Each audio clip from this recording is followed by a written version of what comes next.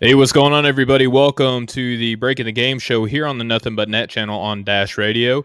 I'm your co-host, Stephen Gillespie, and joining me, as he always does, is my partner in crime, Austin Carr. Austin, how you doing today, brother? Hey, what's going on? I'm doing good. It's you know, wild card Sunday in the NFL, so we've got a lot of good sports on the TV, and we've got a good guest tonight, so it's going to be a good show. Yeah, absolutely. And that special guest today is none other than our Off the Ball Network colleague. He is the host of the Up N Flamez podcast. He is the co-vice president of our network, and that is Mr. Mo Murphy. Mo, what's up, brother? Hey, what's going on, Stephen and Austin? Hey, I appreciate y'all for having me on the show, man. Definitely been a time coming, so I'm definitely excited to talk hoops with the both of y'all.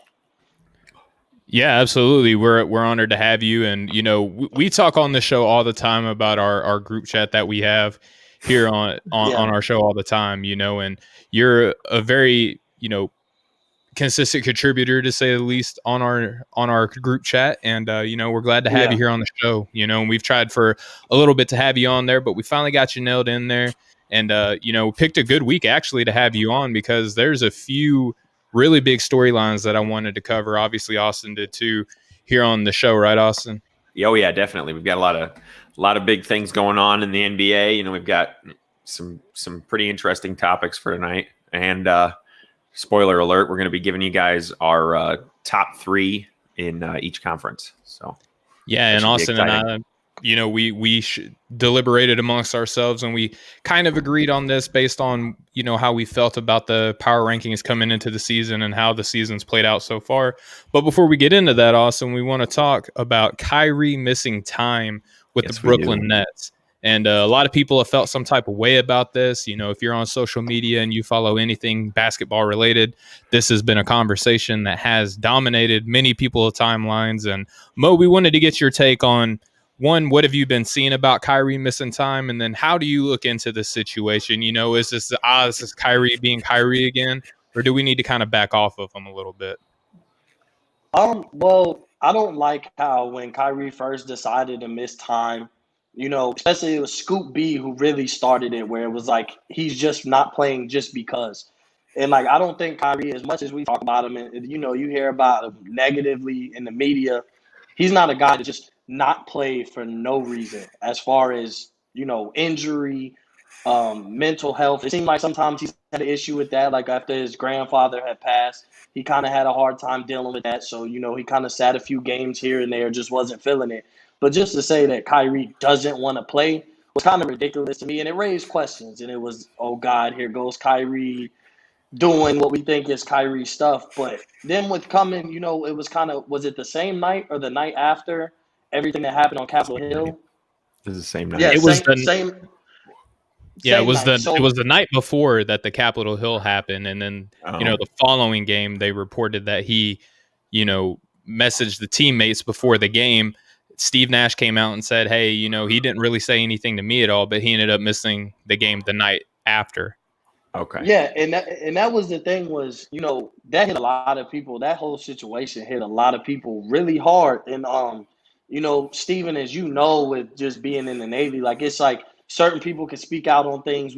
Some people can say stuff that we can't say, but it hit a lot of people hard. And so, with it personally hitting hard, and then talking with you guys in the group chat, like it affected us all differently, but it was something that everybody had something to say about, and we were pretty much all on the same page and different feelings, but on the same page as far as nobody was agreeing that that was right and that was the correct way to go about things. So if Kyrie didn't want to play, everybody spoke out about it, but he kind of action. Maybe his mind isn't right, and he's working up a plan to fight social injustice and stuff like that in a different way. And maybe him playing will distract him from his master plan. I think, Kyrie is really an intelligent guy. Sometimes, he's a flat earth theorist, but so are a lot of people that still are really smart. They just, big time theorists. But Kyrie's a smart guy. And if he didn't want to play, and that was the reason, who am I to say, oh, we gotta get on his head about it. We gotta kill him for it. Like I can't say I would have wanted to play. I probably would have went out there and played just for the love of basketball. But if it really hit me that hard and it affected me a lot harder, and some people have families that lived out there. stayed out there in the area, and you don't know what was going on besides what was going on Capitol Hill to CNN, but they weren't reporting the neighborhoods and what was going on there too. And when you started seeing it with videos, people were kind of running rugged through the neighborhoods too, so you don't know what affected them. So I don't think we should kill Kyrie. An explanation will come out eventually, maybe not. Kyrie doesn't like to talk to media, so maybe he feels like he doesn't owe anybody an explanation. But it was just the fact that they made it like, I'm not playing because I don't want to play, and then everybody killed Kyrie for it. And then come to find out, like, that Capitol Hill situation had a lot to do with him not playing. Yeah, and just to kind of reset the timeline of events that had happened, Austin, he didn't play against the 76ers dating back to the 7th, right? This was the day after the riot in D.C. Again, the reason was unknown. Head coach Steve Nash said that he was unaware for the reason, but teammates reported that they did receive texts prior to the game.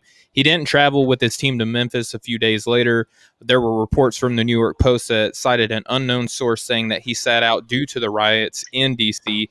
Nash did later report that I had a message with Kai, but I want to keep all that stuff private. And then we also need to remember last season when the bubble took place, right, that there were events going on where the NBA paused again inside Orlando. But before traveling to Orlando, Kyrie spoke out against playing down there in Florida, where he said, I don't support going into Orlando, or, Irving reportedly said, I'm not with the systematic racism and the BS, just to keep it clean here on the show. Something smells a little fishy, whatever we want to admit or not. We are targeted as black men every day we wake up. And again, we also need to remember that the Nets were without Kevin Durant during this time as well. And then Kyrie's status for today against OKC was unknown, but was later reported that he wasn't going to play. So kind of refreshing through that timeline, Austin, what do you make of all this? I think Mo hit the nail on the head. I don't think you can really blame the guy too much for this. The only thing that I would even begin to take any kind of, have any kind of bad feelings about is just the fact that, when Steve Nash was asked, he said he didn't know why. Just communicate what's going on a little bit better, I guess, maybe would be my only thing. But that's not even really that big of an issue to me. And I think too, to the point of him not wanting to talk to the media, like, I know they have certain obligations in their contracts and stuff, but past that, they don't really have to tell anybody anything if they don't want to. I mean, just think about how public these guys' lives are. Mm-hmm. Everybody who knows who they are knows how much money they make, knows where they live. Usually, there's whole TV shows and stuff about stars' houses and things like that.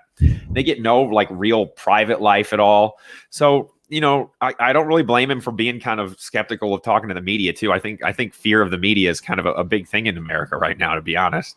But I don't take a whole lot of issue with what happened or what he did. It does, missing this many games now is starting to seem like, it obviously is a big deal to him. He's obviously a pretty political, minded guy. He's up on social issues and all that stuff.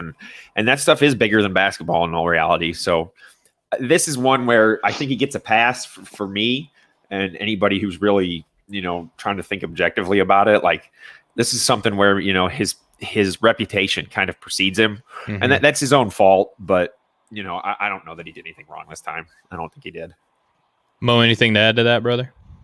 I mean, yeah, it's kind of piggybacking, but I don't think he's wrong in this situation. And there's been other times where you'll say, oh, Kyrie should have went about it differently.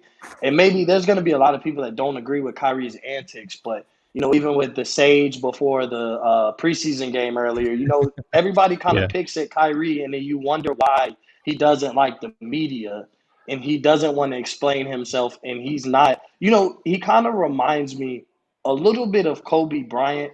And that's kind of crazy to say, but we didn't know much about Kobe until after his career was over. Then Kobe let us into his mind. And I think Kyrie would kind of take that same approach. Now, granted, he has said some what we would consider outlandish stuff. And there were he came off as not the greatest teammate, in Boston. And he let the death of his grandfather affect him with those guys. And he said it, he said that kind of was a bad year for me. And I wish, I could take that back and kind of go about things differently. He said, I love those guys.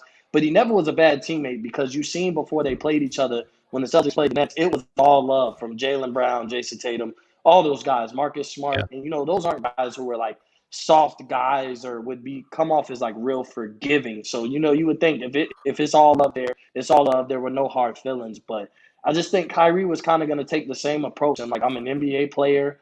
I'm private. I don't want to talk to the media. I'll say what I have to say. But Kobe kind of was the same way. You just didn't, not as outlandish with some things when he did talk, but Kobe was the same way. And then we really got to see who Kobe Bryant was after his playing career was over. And he let us in, he was going on the late Saturday night shows and doing interviews with everybody. And that's kind of where we could pick apart Kobe's mind and see what kind of person he was. But during his playing career, he was all about playing. I kind of see a lot of that with Kyrie in the same instance, but social media is way higher in the prime of Kyrie Irving's career as opposed to Kobe Bryant in the prime of his career. And I think that makes a big difference too, is if there was social media around when Jordan and Kobe were in their primes and they were like big time, social media were big time platforms, I think they would have a tough time because Jordan wasn't the most media guy. He was, I want to play ball and win games, and I'm going to do whatever I got to do that. Kobe Bryant was the same way. So I think social media kind of ruins Kyrie's image a little bit too, because anybody can speak out on the situation. Anybody can retweet or share what somebody has to say, and you can go viral talking about Kyrie, whether it's negative or positive. Yeah, and that's all fair points. And just real quick, Austin, and I'll turn it over to you. I just feel like in this situation, a lot of the things that Kyrie does, we covered a lot of it here already. But I just want to say too that like there are people saying like, well, in my job, I would have to do this and this and this and this, right? Like, well, Kyrie technically has to do those same things too. My thing is that like a lot of people, you pointed this out earlier, Mo, a lot of people were affected by the events that happened in DC, and we're not here on the show to try to tell people how they should feel one way or the other about that. My thing though is that if you're feeling convictions, you know, permission granted to act on those. Like there are consequences for you to do that. That's why you went to work, right? There are still consequences for Kyrie Irving. We just don't know what they are right now. You know, like Adam Silver in the front office, they do give a lot of leeway for these players to go and do things, right? But we don't know what's going to happen after this. And Austin, you pointed this out earlier, and I'll give it right back to you. Was that Nash saying that he didn't know? Maybe that was just the best way for Nash to answer that question that day. Because if he said, well, I talked to Kyrie and he said that, you know, this happened and this is what I know, like how many more questions would come out of that other than just shutting it down for that day saying, I don't know. Right. Just a question to both of you guys. This is kind of rhetorical, but I already know the answer. But has anyone ever called you out or like called the newspaper when you called off of work or you took a sick day? No, of course not. I mean, of course not. NBA players are just in the limelight. I mean, you know, that's really all it is. Everybody can, you know, when there's extenuating circumstances like this, anybody's kind of allowed to take a day off or two if they need to. You know, it's a big deal. I mean, it's one of the biggest moments of our life, really. Mm-hmm. And so, you know, I don't think he deserves any blame for this. And the only thing I'll say about like the Kobe comparison, I see it too for sure, but I think Kobe's thing was more like he didn't have time for the media because he was too busy like figuring out how to get better. Kyrie Irving seems, over the game, right? Yeah, Kyrie Irving seems like he gets annoyed by the media and like says some things to like get them off, you know, just says something to get them to go away sometimes. Or like he's got other things on his mind besides just basketball.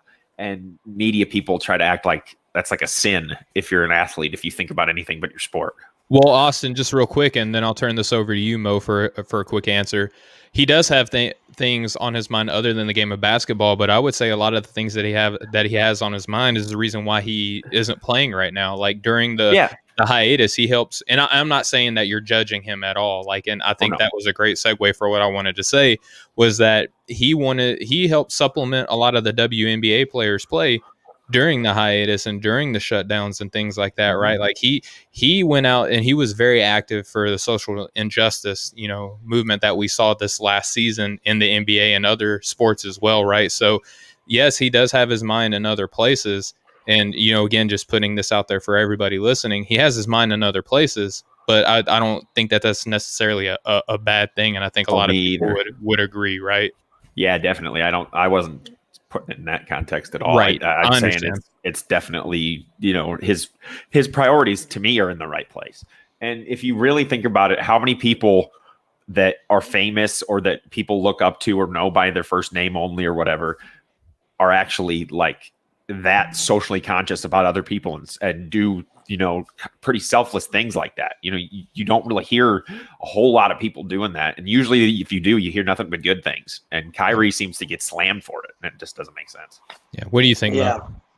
I mean, to hit on Austin's point was as far as Kyrie probably has his mind in other places, and like we applaud him for that because I think we can all agree it's never really affected Kyrie's play on the court. When No. healthy, when has Kyrie not been one of the best players in the NBA? And so that's the He was biggest having thing. a great is season up to everybody this point too. exactly. He was playing amazing. Top 3 at his position, arguably. I mean, you could get into that argument, but he was playing outstanding basketball. Him and Kevin Durant were looking like one of the best duos right there with, your LeBron, AD, Kawhi, Paul George, all that. But when is Kyrie, no matter what he has had on his mind, when has it ever affected his game? So like what Austin was saying was he might have a bunch of other things on his mind, but we can all agree that's okay. You don't have to solely focus on basketball, which is basically what Austin said. He was big in the social injustice. He was big in the WNBA, but that's okay because it doesn't affect his game at all. When Kyrie's on the floor and he's healthy, he's one of the best basketball players in the league. A lot of people label him as one of the most talented players they've ever seen. Played basketball, one of the best ball handlers of all time. Like, there's so many things you can label Kyrie when he plays. The only questions become with his health. But him and his off-the-court antics and what he does, that's what a great human being does. So for the little bit that he gives the media to bash him for it, but then he goes out there, it seems like he'd give the shirt off his back to a homeless guy to make sure that person is good. But he doesn't get applauded for that. He doesn't do it for praise, but nobody points that out. Nobody ever really, let's share this story. But then Kyrie says, I don't want to talk to the media all season. Let's point that out. Let's have that on First Take as a debate. Skip and Shannon are debating it. It's a national sports debate. But then forget the fact that the day before, he fed 3,000 families. Nobody, congratulations, Kyrie, but we're still going to kill you for the fact you said you don't want to talk to us because you're not going to allow us to do our job. Exactly. So that's kind of my thing is like everybody's just quick to kill Kyrie, and he really comes off as like a great guy. The things he does outside of basketball and outside of speaking to the media is nothing short of being a great human being. So I can't bash him. If he doesn't want to talk to the media, it is what it is. Like, that's on him. That's fine. The media only cares because it's affecting their paychecks because they get paid for interviewing Kyrie and hearing his thoughts on the game. And, he eventually and then making fun of him for his answers. Exactly. And that's kind of the thing is Kyrie feels like he's the NBA clown. Like he's the gateway to, just pick on everything I say. I mean, he's one of the most hated players in the NBA by media from what I can tell. I mean, as much as everybody likes to say like LeBron's like arguably one of the most hated players in the world because you either love him or you hate him, it's the same with Kyrie, but I think it's worse because the media doesn't pick on LeBron. The media only attacks him when they start bringing up the GOAT, and I don't think LeBron's the GOAT, so they'll start bashing him. But like Kyrie is like they'll literally pick on anything he says. Like he could say, I want a double cheeseburger, no pickle. And somebody's gonna come and say it's un-American for a guy to have a double cheeseburger without pickle. Like, it's just little stuff. I might be on that side though. I mean, pickles are one of my favorite foods, but we'll go ahead and go ahead just real quick. Last point, man. I just want to say he's never gotten in trouble with his employer. His team has never suspended him. They've never even said really anything bad about him. And it's to the LeBron thing. It's almost like, LeBron built a school for a bunch of kids. Congratulations. Let's, pat him on the back, give him the key to the city. Kyrie fed 3,000 people, all that show off. It's ridiculous. Yeah, that was all I wanted to add. No, and those are all really good points. And again, just for everybody watching and listening to, us on the Nothing But Net channel here on Dash Radio, we have special guest Mo Murphy of the Up N Flamez podcast. He is the co-vice president of the Off the Ball Network, where Austin and I contribute to as well. And we're going to go ahead and transition now to our next topic that I really wanted to get your opinion on, Mo, because this was the team, speaking of the Atlanta Hawks, that a lot of expectations on this team, coming into the season with the additions that they have of, Bogdan Bogdanovic, they added Rajon Rondo, they drafted well, added Danilo Gallinari. I mean, this is a really good team, a lot of high expectations. Clint Capella set to make his return. And things were looking really good for them early on in the season, right? But reports are starting to come out of what I'm affectionately referring to now as Trae-TL, which I like as a nickname way better than Ice Trae. I think Ice Trae is one of the lamest nicknames out there right now. But I like Trae-TL better. So reports out of Trae-TL are John Collins, who hasn't got a contract extension yet. He's extension eligible, but one of the better players on this Hawks team. Reports came out that he had some criticisms about the way that the Hawks were playing early on in the season, about the way their offense being ran. I have a quote here. This is coming by way of CBS Sports. It says, according to 3 sources who were either in the session or had knowledge of what was said, Collins raised several issues about the way these Hawks were functioning with Young at the helm. Collins talked about the need to get into offensive sets quickly and to limit all those early shot clock attempts that leave teammates on the outside looking in. He shared his desire to be more involved and expressed a desire for more ball involvement and flow on offense. There was no back and forth between the two, but the pointed criticism caught the attention of the entire room, and Young, sources say, made it clear that others later that he strongly disagreed with Collins' assessment. The Hawks' next game after the comments was against the Hornets. Young only took 9 shots, finishing with 7 points. Collins, on the other hand, had 23 points, 11 boards, and the team lost by 8 points. The Hawks are currently 9th in the East at 4 at the time of this recording. Mo, what do you make of this noise? Well, first off, it goes back to like a conversation we had, like you always bring up the group chat. So it goes back to a conversation we had where it was like, don't buy into some of these great performances starting like early in the season. Like, I guess I don't want to say every game doesn't matter, but like early in the season, trying to evaluate a lot of teams would make you think the Hawks are an Eastern Conference championship contender the way they came out, and it make you think, that the Denver Nuggets won't make the playoffs this year.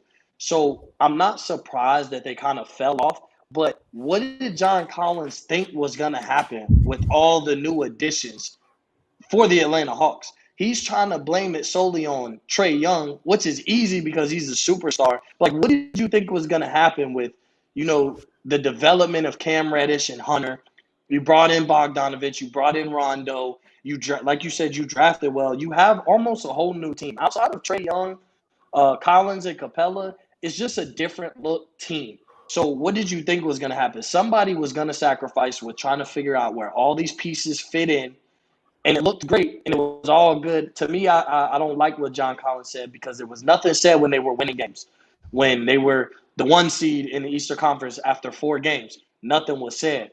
But now that they started, things are looking down and they're losing. He's trying to blame Trae Young because he feels like Trae Young is shooting too much. I'm not getting enough shots, and maybe he thinks that was the recipe for the Atlanta Hawks' success this year. But and then for people to say Trae Young quit, I don't like that either. He only took 9 shots. You know what? Maybe he said, okay, well, let's see how this goes. I'm going to shoot less. The early shots, we're going to run the offense. We're going to get y'all the ball. We're going to see how it goes. And they lost to the Hornets. Trae Young's the superstar. Everybody knows the superstar majority of the time gets the most shots. He takes the most shots, especially since he's the only superstar on that team. You have a couple. John Collins is all-star caliber. Clint Capella could be all-star caliber, lower tier, but caliber possible if they play good enough. But he's the only superstar on the team. So, therefore, the offense runs through him being the point guard and everything like that. So, I just don't like that, especially everybody wanted to say Trae Young quit. When has he ever been a player that doesn't play hard? Like, even if you go back and watch that game, he played hard. He just didn't shoot a lot. So, now all of a sudden, Trae Young quit.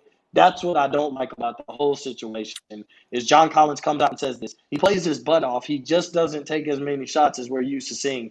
And now he quit.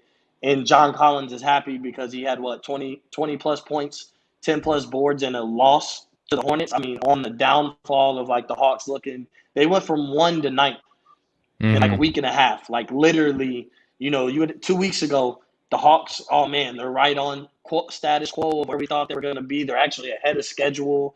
We kind of had them late, 7th or 8th seed. It looked like they could be a 4 or 5 seed as we get later into the season and things start really falling into place. We knew they weren't going to be one. So that's my whole thing is I don't want people to put this all on Trae Young like it's his fault, and then that the narrative that he quit on his team. I think that's a BS narrative. Yeah, and that's all fair. Austin, I just wanted to point out one thing real quick, and I'll turn it to you. The last point that I had on this report out of CBS Sports, it says that there was no back and forth between the two after Collins had made this statement. But, the criticism caught the attention of the room, and then Young, sources say, made it clear to others later, not during the meeting, but later, that he strongly disagreed with Collins's assessment, right? So Collins to hit, and this is my opinion. Y'all might view this differently. To me, Collins receives credit on my end because he said, "Look, guys, we were doing well. Now we're not doing good. Maybe we need to change this one thing." He was in the room. He didn't say it behind anybody's back. Everybody was like, "Oh, okay, we hear you." And then Trae Young later didn't say anything in the room, but later he said along the lines of strongly disagreeing with what Collins' assessment was. And then he comes out and has this, what we'll call a performance, right, Austin? So what do you make of this? You made a good point there, Stephen. It kind of seemed weird to me that the way it said that he made it clear to others after, like later on, like he didn't say anything right away, but that it obviously bothered him and that he didn't agree with it. Mm-hmm. And so I think because of that, it does kind of look to a lot of people like maybe he was pouting when he only took 9 shots. Like, all right, here you go. I'm going to give you the ball every time. I'm not going to shoot. But Mo's right, though, too. He may have just been trying to, set up his teammates more. He did play hard. It's not like he was, dogging it or, not trying on defense and not running up and down the court and just giving up. It wasn't like that at all. Exactly. I don't think professional athletes ever really do anything like that. It's very rare. And unless you're trying to get traded like James Harden, but even he is playing hard when he's on the court, right? Right. I was just gonna say, and he still is going out there and having 40-point games and 30-point games and 15 assists. And that's the thing with like Harden and with Trae Young. It's like they like are 2 of the top 5 in the league in assists most of the time. And they set up their teammates pretty well. And it's a little different with Harden because he does dribble the air out of the ball, but Trae Young's not really a Harden type of player as much, and so I think either way it doesn't look good. I kind of feel John Collins may have had issues with Trae Young in the past, or maybe it's been known that they don't really get along for a while, because I can't really see otherwise why they wouldn't give him a contract extension. Like he's been one of the best players in that draft class. He's been a walking double-double since he came into the league. He can get 20 points if he gets the opportunities. Mm-hmm. And it's weird to me that they wouldn't give that guy a contract extension. So it almost makes me wonder, is there something more going on underneath the surface that we don't really know? And maybe this has been an issue before. Yeah, and that's a very fair point. And Mo, I'll turn this to you. I just want to say something real quick that we all remember last season that Trae Young there were several reports saying that he needed help, right? Like he was unhappy with the way that the team was constructed, with the way that the roster was built, and with just a bunch of lame duck performances by everybody not named Trae Young last season. And Mo, Collins did miss significant time last season too, right? He was I believe suspended early on in the season, and Trae knew what it was like to not play alongside him. So when I look at this report, to me it seems, this is what I think, Mo, and you've been involved in sports, and especially we're both Navy, and there are times I'm sure within your division that you have you guys get along to some extent, right? But when someone points something out, it may make somebody else feel some type of way, and you're in the room, right? So like even between us, right? Like if I had an issue with you, Mo, like I would say, hey man, like this is what happened, this is how I feel. Like you and I have that type of relationship where you could come to me or I could come to you, say that, and the other one would in turn say something back. Like we wouldn't later go and tell Austin like, hey, I strongly disagreed with what Mo said to me. You know what I mean? So, hearing about that and hearing about what Austin's take was, is there anything else that you want to kind of shed light on this situation? With Austin saying that like it is fishy that they haven't given him a contract extension, maybe it is one of those relationships where they were like a duo, but they just don't get along. Maybe they play well on the court because, Collins' game fits Trae Young's, but he's starting to feel like he doesn't have a place on that team run the way as constructed with Trae Young running the offense.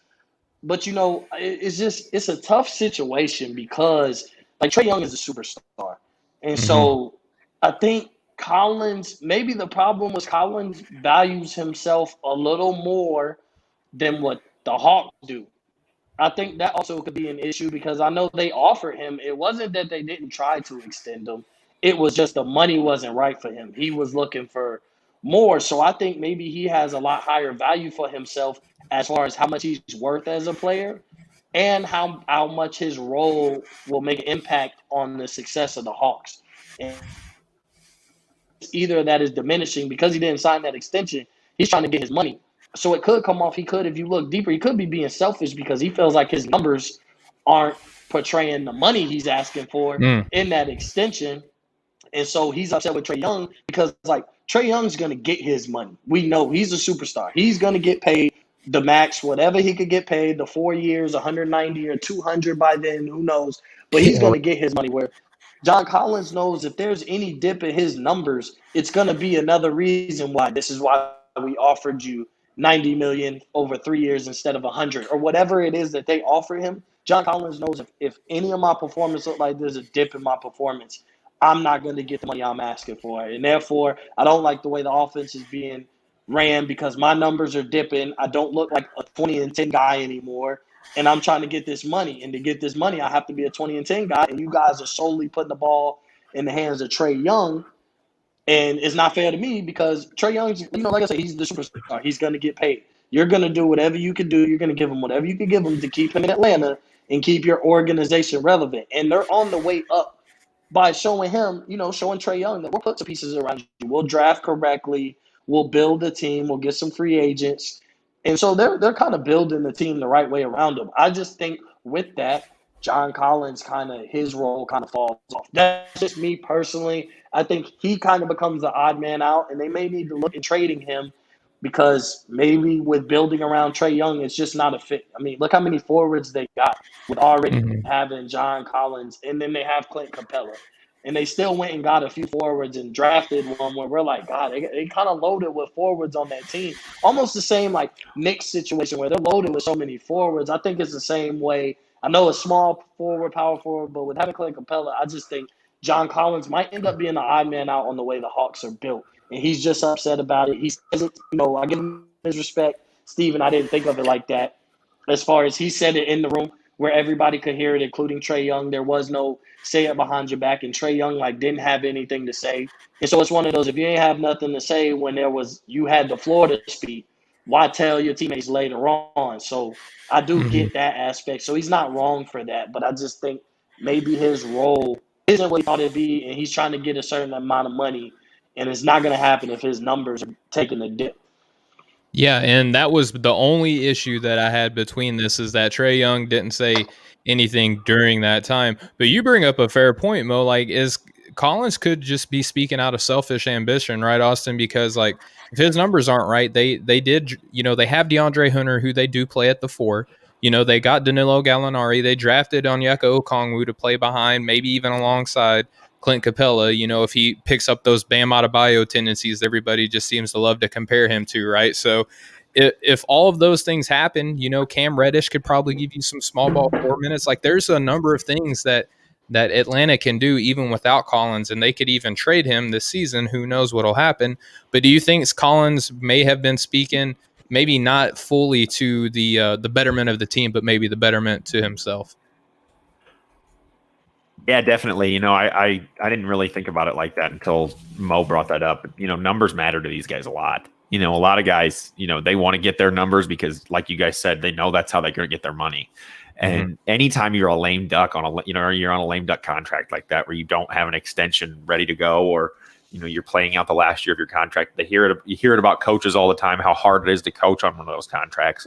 Well, it's got to be just as hard to play on one of those contracts, especially on a team like Atlanta that's got seems like 3 or 4 options that are younger than you and that they just picked up in the last year or two.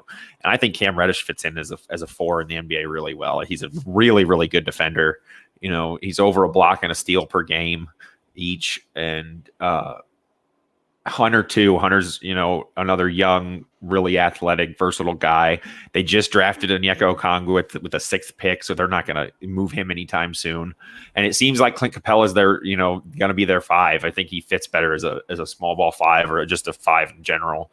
He's, a little bit more rim protection, and he's going to score you maybe 12, 13 points, but he's going to probably get 12 or 13 rebounds too. And John Collins is a little bit better offensively, but it kind of seems like this team is pretty set at that position where they could move him. And it seems like he's not really too happy. Seems like they're not convinced that he's worth what he thinks he's worth. And, Gallinari hasn't even hardly played. So, and Rondo's only played 2 games. Yeah. So when those guys come back, there's going to be even fewer minutes to go around and fewer shots and less time with the ball. And it may be just smart to see what the best deal they can get for him is, or package him with another player and maybe go after a James Harden if he still wants a trade. I mean, who knows? Or even a Bradley Beal, but those are all fair points. All right, guys, now we're going to transition to the last segment that we have set up for here on the show. And again, you're listening to the Breaking the Game show here on the Nothing But Net channel on Dash Radio. We are joined by co-vice president of the Off the Ball Network and the host of the Up N Flamez podcast. That is our brother, Mo Murphy. Thank you so much for being here again, brother. But we're going to transition now to the last segment of the show, which is the power rankings that Austin and I have come together and agreed upon. Mo, I'll unveil these to you, and you can just kind of give us your thoughts and opinions on this. But in the Eastern Conference, Austin and I have the Boston Celtics, the Philadelphia 76ers, and the Indiana Pacers. And then in the West, we have the Los Angeles Lakers, the Phoenix Suns, and the Los Angeles Clippers. And now, Mo, before we have to give it to you, I just want to say that we preface this by saying that these are based off the expectations that we had on teams coming into the season. And then obviously, the teams that they played, yes, win-loss column matters too, but also who they played in those wins and those losses and what the expectations of those teams were coming into the season. So having said that, Mo, let's talk about the Eastern Conference real quick. What do you think about us having the Celtics 1, the Sixers 2, and then the Pacers 3? To be honest, it's not really a disagreement. I feel like it's preference a little bit, and you have to dig deeper as far as who you want at 1 between Boston or Philly right now. But having Boston 1 and Philly 2, I think those are the top 2 teams in the Eastern Conference, and you can kind of argue who's 1 and who's 2. I mean, my key thing to look at, and I know it's a power rankings, but my key thing to look at, why I probably would give Boston the edge, matter of fact, would be because the outstanding play of Jaylen Brown. I think that's a big difference. Boston is good. We knew they were going to be probably a top 3 to 4 team in the East, and kind of Philly, we didn't know where they were going to fall, maybe that 5 or 6 range just off of having Simmons and Embiid. But I just think that the way that duo of Brown and Tatum, where they're sneaking into one of the 5 best duos in the NBA right now, is why I would definitely entertain and agree. At first, I had Philly at 1, Boston 2, but thinking, I went and thought about it, and I'm like, but with the play of Jaylen Brown, Kemba Walker hasn't really played either, and he may be a trade chip. We don't know. I mean, the way it looks, they might not need him, and they might be able to get a little bit of value for him, even if it's just a role player where Kemba Walker's his name is almost bigger than his production at this point.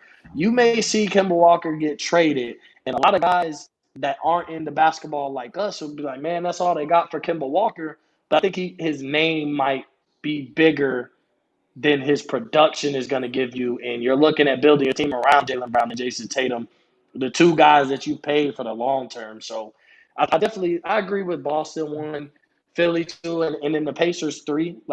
There's no disagreement there. Indiana's playing really good. They just had a loss that kind of surprised me the other day. I don't remember who they played, though, but it was their 3rd loss. And I was like, oh, okay. And then, they lost to the Knicks. But they're about the 3rd best team, especially with the fact Milwaukee's not playing like we thought they would be up to this point. The Miami Heat definitely aren't playing like we thought they would be up to this point. The Nets don't have the record that we thought. I can tell you this. I didn't think Boston, Philly, If you would have told me Boston, Philly, and Indiana are the 3 best teams in the Eastern Conference through 9 or 10 games, I would have told you you're crazy. I probably Yeah, wouldn't have had either of those teams in the top 3 at all. I might have had Maybe Boston. Boston. Yeah, I might maybe have Boston. Boston. But other than that, like I would have said, nah, there's no way. I mean, I wouldn't be surprised with Philly just because through 10 games, Ben Simmons and Embiid could get you to 7-3. But just with their rocky situation, new coach, a little bit new roster, it is one of those. They got some things to work on. But yeah, I definitely don't disagree with that top 3. I go Boston, Philly, Indiana. Yeah, and those 3 losses that you mentioned for the Pacers were to the bright future, or I guess now current future, Phoenix Suns. They just lost to them. They lost to the Knicks, and then they lost a close game to the Boston Celtics as well. Austin, in this Eastern Conference that you and I kind of deliberated on a little bit, we're doing our combined power rankings here on the show, so obviously there's some give and take. How do you feel? I mean, obviously we agreed on it, but is there one team that you're leaning on more towards than the other?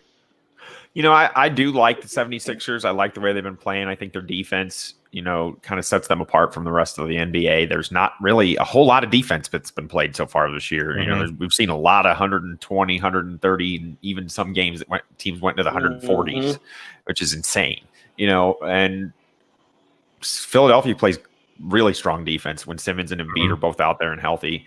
We just saw pretty much the first, breakout performance of the year by a rookie so far, to tie with Tyrese Maxey. I think he had 39 points the other day when they only had 9 players. So I'm sure he played. You could argue that LaMelo Ball's triple double. Triple double. Yep. I see what you mean with Maxey. Right, and they were just about on the same day. Yeah. So. Yeah. So, a couple of good performances there, but they obviously got a steal in the draft. It looks like for where they drafted him, or, a really solid pick. But the more I look at it, Boston has been without their 3rd best player, who going into the season, a lot of people probably would have said was their 2nd best player. And Mo's right about his name being a little bit bigger than his production. When we were actually ranking players earlier this year, Steven, I was looking at it, and I think 54th was his best place in the NBA for any of the advanced stats like win shares, box plus minus, PER, but he's been an all-star, but he's almost never graded out into like the top 30 in any of those categories. So I do think he's a slightly overrated. I just think with that massive trade exception that they have, I think that's going to be what they use to try to upgrade more than getting rid of Kemba Walker. They may not need him. Jaylen Brown and Jason Tatum, I heard it on NBA radio the other day. They might be the most skilled, duo in the NBA. You can make a case for LeBron and AD, obviously. That's a pretty good one. Yeah. But, other than them, it's really, them, it's really, Brown and Tatum, I think, are the next best duo. Maybe wing duo, maybe by the perimeter duo. Right. Perimeter guys. There you go. That makes it work.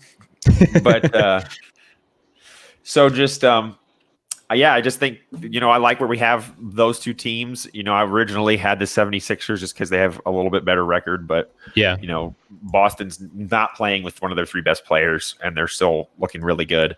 And then the Pacers, it's surprising how well they've done. Their losses are to the number 2 seed in the West right now. I think the Knicks are number 5 in the East, and the Celtics we have as number 1. So, as of this recording, the Knicks are 6th. So, 6th. I mean, yeah.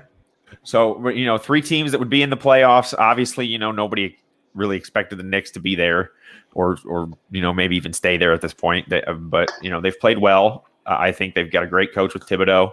And so it's just, it was pretty easy to me to make the case that Indiana was, number 3. They've got some good wins. They beat the Celtics once. They just, beat up the Bulls. They beat the Cavaliers by 20. So they're beating the teams that they should beat pretty handily. Yeah, and that's a fair point. And again, Mo, we'll touch on the Western Conference real quick. We have your Los Angeles Lakers, number 1. I say your because you're a LeBron guy, right? So they're mine too. Yeah, well, yep, and Austin's Los Angeles Lakers. You're in good territory. We have them number 1. We have the Phoenix Suns number 2, and then we have the Los Angeles Clippers number 3. Mo, hearing that, how do you feel about our power rankings for the West there? I mean, that hit mine exactly on the head. I had it exactly the same way. I almost contemplated, but because it's a power rankings and knowing who the better team really is, I almost contemplated like giving through 10 games, giving Phoenix their flowers and letting them sit atop the top number 1. But we know the Lakers are the better team. We're not surprised the Lakers are sitting there at number 1. But Phoenix to be undefeated in the bubble, come out with the addition of Chris Paul to be 7-3 and considered the second best team in the West, one of the best teams in the NBA, is phenomenal. It says a lot about their coach Monty Williams. It says a lot about what Chris Paul does to franchises. Just look at what he did when he went to OKC. They had like a 3% chance or 6% chance of making it to the playoffs, something like that, and they go to be the 5th seed and take the Rockets into a 7-game series, and then he comes to Phoenix, and they're one of the best teams in the NBA, let alone the second best team in their conference. And with the Clippers, I think you could have had, before that loss to Golden State, I think you could have had the Clippers ahead of Phoenix. I think a lot of us would have, just with the Kawhi and Paul George. But with that loss that they gave up to the Warriors, I think respectfully they needed to be jumped by Phoenix and ultimately be 3rd. Yeah, and that's a fair take. And again, for the Suns, they lost to Detroit and Sacramento, which is why I think that we had them underneath, the Los Angeles Lakers. And again, positioning coming into the season, we all believe, that the Lakers are going to be repeat champions this season, right? And no one had the Suns really anywhere, I don't think, higher than 4th, and from what I saw on a lot of reputable power rankings, right? So, still giving the Suns their flowers to some extent. But Austin, what were your kind of struggles, if you had any, in constructing, these Western Conference power rankings? To be honest, for all the talk that we've had about how deep the West is going to be and how tough it is going to be to make the playoffs there this year, it was kind of hard to pick a 3rd best team. That none of the teams below the Phoenix Suns and the Lakers are really playing that great right now. No. Dallas can't hardly get a shot other than Luka Doncic. I mean, they have no shot creation, it seems like, so far. Richardson a little bit, but he's been out a little bit here lately. Brunson's hit and miss. Yeah. And then, Denver's looked awful. Denver can't, they haven't looked awful, but their record's awful.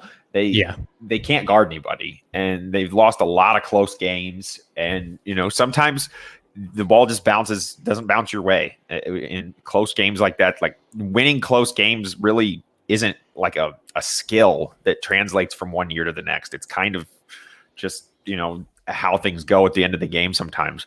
The Lakers haven't blown the doors off people and haven't, really impressed anybody, but they're 7-3.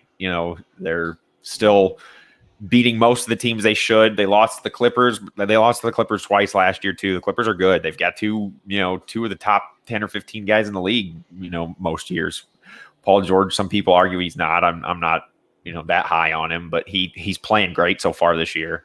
And so the Clippers got 3rd just because, even though they just lost to Golden State in that, big comeback win with Steph Curry making all those shots, doing all that crazy Steph stuff that he does. Even with that, I still think the Clippers definitely deserve 3rd. The Suns, I had them in the play-in tournament, honestly, at the beginning of the year. I figured they'd be 7th or 8th. I didn't think they'd be, all the way down at 9th or 10th. But I struggled to see them being this good this early. And, it's just a testament to Chris Paul and their coach.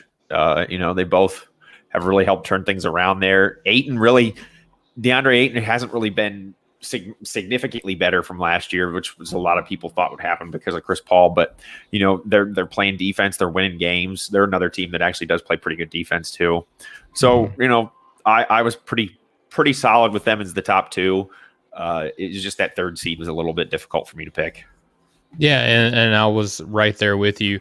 But, that wraps up our power rankings and ultimately all the segments that we wanted to cover here on the Breaking the Game show, which you're currently listening to on the Nothing But Net channel on Dash Radio. Mo, we just want to say thank you, man, for, coming on the show and sharing your insight on what you've made of the current headlines that are surrounding the NBA right now. Before we let you get out of here, we just want to give you an opportunity to let the people know where they can find you and your work. Oh yeah, I appreciate y'all for having me on, bro. Definitely an honor, Steven. Love linking with you every time. Austin, finally, an official, like being able to be on y'all show and Mm-hmm. really talk hoops with you was great. But y'all can It's find me fun. Up N Flamez Sports Podcast on Apple Podcasts, Spotify, Anchor, pretty much almost anywhere you can get your podcast. Follow, VP of the Off the Ball Network. So go to offtheballnetwork.com. Check out everybody's great articles from Steven's written one lately, Austin, a lot of guys, a lot of great stuff, football, basketball, whatever it is. We got Jordan does hockey now. So we're covering almost all sports. Still looking for people. So if you're listening and interested to join a great network full of great people putting out great sports content, then, Off the Ball Network, definitely hit up me, Chris LeBron, or Jeff Hunt. But, like I said, I appreciate y'all for having me on the show, bro. It's definitely an honor. We loved having you, man, didn't we, Austin?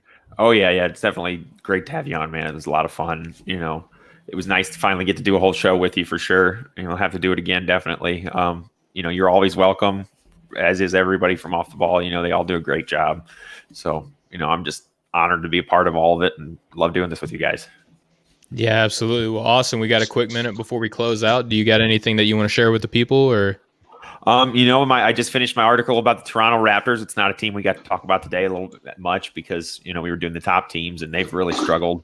And I just kind of went in depth with what I think is going on with them. There's a lot of different things that are affecting them. I think some of it has to do with last season. Some of it has to do with, COVID, obviously. And so, go ahead and check that out at offtheballnetwork.com. You can find me there. You can hit me up on Twitter at AustinCar10. The show is at BTG NBA Pod. BTG is breaking the game. So, message us there. Message me on Twitter. You can get a hold of these guys there too. Definitely. If you have any questions, comments, whatever, you got an idea you want to throw our way. Or like Mo said, if you're looking to join a really great team, you can just talk to anybody at Off the Ball. Yeah, that's right. And if you want to hit up Mo on Twitter, that's Mo_cheese. 15, right, Mo? 15. Yep, Mo_cheese 15 on Twitter. You can hit me up at Steven BTG. That's Steven with a PH, BTG. And you can just follow the show, like Austin said, at BTG NBA Pod. And we will definitely love to interact with you guys. But for our co-vice president here that's joining us today on the Nothing But Net channel on Dash Radio, for my awesome co-host, Austin Carr, for myself, for offtheballnetwork.com, basically for the game of basketball, we're everywhere. We're live everywhere. So if you find basketball, we're around it. Just appreciate you guys listening and viewing. We'll catch up with you guys next time.